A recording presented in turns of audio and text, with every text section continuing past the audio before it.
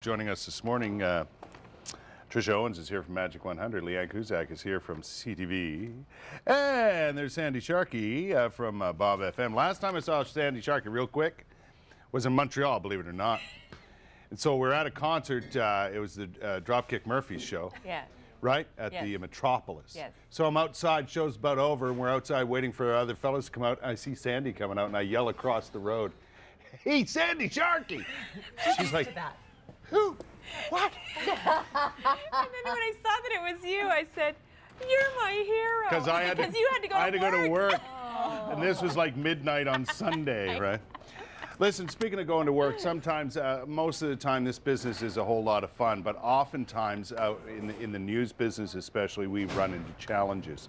And we saw one of those challenges recently in New York, and the story about a man killed on the subway system. The fellow was pushed off the subway platform by another individual. And there were photos taken because the photographer happened to be in the wrong place at the right time. The photo was published on the front page of the New York Post. And that raised the ire of a lot of people. And I'm sure brought into question the ethics of journalists, in particular with the New York Post in this case.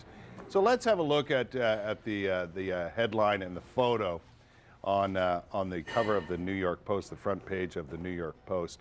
And I want to get your guys' thoughts on exactly what transpired here. So here it is. That is the actual photo. Now the story behind the photo is a photographer was trying to flash his camera. He happened to be in the area, and he wasn't that as close as it looks, by the way. He was on the Today Show, by the way, in the States this morning. He wasn't as close as it looks, but he was trying to flash the driver with his camera to alert him that a man was on the tracks. So he says. So he says. This really well-composed shot was by accident, I'm sure. Yeah, and there were other people on the platform, none of whom helped the individual who ended up dying, this man who ended up dying. What do you make of the fact that they actually, first of all, published the photo with these particular headlines? Some of the tweets were New York Post meets rock bottom, things like that. The fact that the New York Post published it's really, I think that there are so many parts of this story that are so upsetting. One, that the photographer says he was far away and couldn't save the man. The bystanders did nothing. Did nothing. I mean, that's the front page It's story. disgusting that this picture was published because this man has family, has loved ones who now have to see what happened the moment before his death. This is awful. That's impending death right in front of our very eyes. It's disgusting. Right. And I mean, you don't want to say that this is a big blanket statement, that it speaks to society and what's happening with society right now. But one of the things that disgusted me the most about this story, and as you said, Leanne, everything about this is disgusting, was the photographer who backtracked, made up a story about the fact that he was trying to use his flash to get the train to stop. We know that that is something that he made up. Now, what he did is he sold this photo.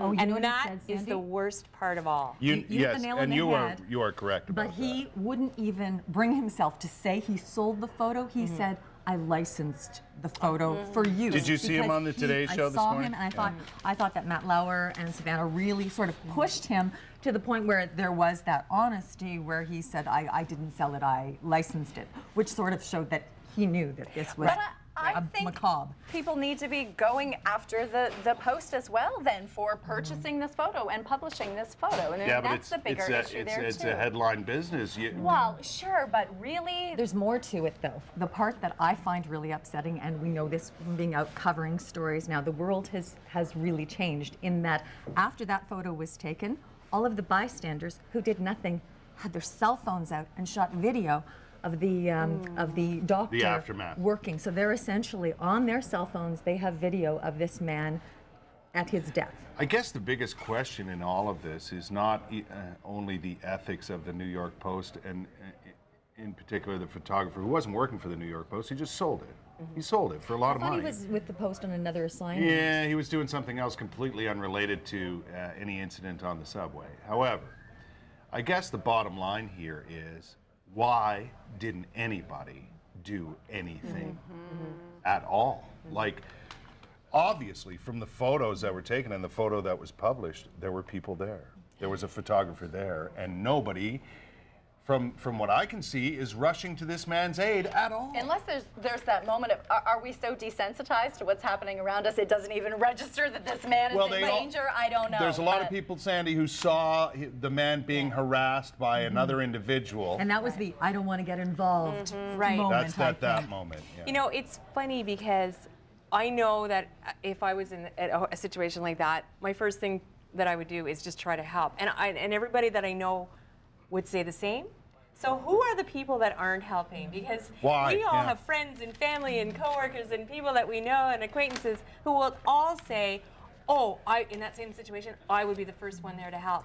So who are these people that aren't helping? Who are they? There are a few things happening. I think that one element is things happen so fast. You know, some people may not even aware, and while there's that instant, within a second reaction to help, there are other people who are listening to their iPods and they're texting and they're oblivious and they see two guys fighting over there and they don't want to get involved. Let me ask you this. Let me ask you this. The lead up to this incident, which caused the man's death, was the fact that he was being pushed around and was having a heated exchange with another individual, right? And from all accounts, the man who was killed had been drinking and fighting with his wife, and sadly that's the last time he saw her. However, should somebody have stepped in, and do you expect that someone would step in when this initial contact is made with the individual who pushed him?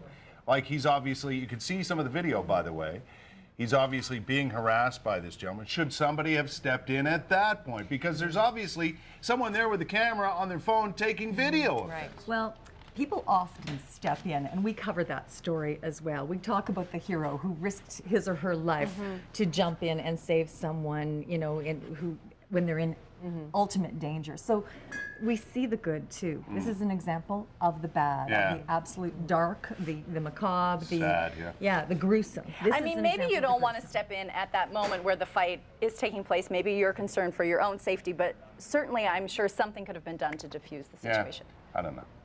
It's a very touchy subject and a horrific incident. Well, you know, and what bothers me is all of those people who on their iPhones have photos of this. I know, I know.